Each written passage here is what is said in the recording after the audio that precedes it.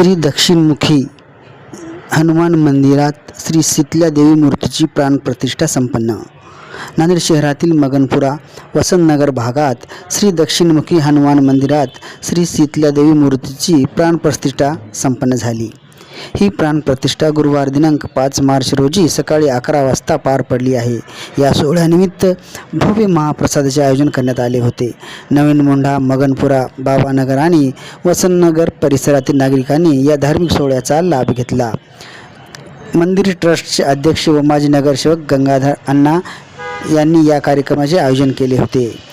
तसेच या कार्यक्रमाचे उपाध्यक्ष प्रशांत अण्णा तिडके, सचिव प्रभाकर जाधव, श्यामराव पाटील, संजय बिलोलीकर आणि लोखंडे यांनी विशेष पुढाकार घेतला होता.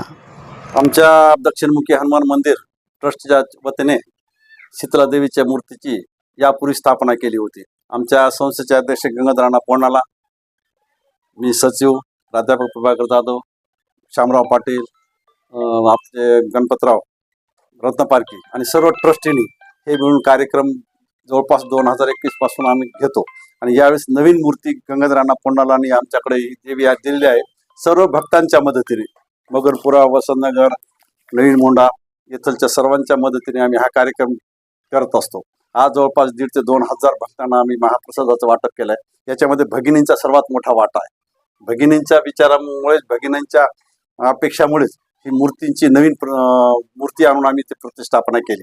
आमचं मंडळ अतिशय चांगलं आहे. आमच्या मंडळाला नगरपालिकेचे पदाधिकारी स्वामी साहेब असतील, किशोर स्वामी साहेब असतील, प्रशांत पाटील असतील, प्रशांत पाटील उपाध्यक्ष आहेत, निकटराव केशवे आमचे सदस्य आहेत.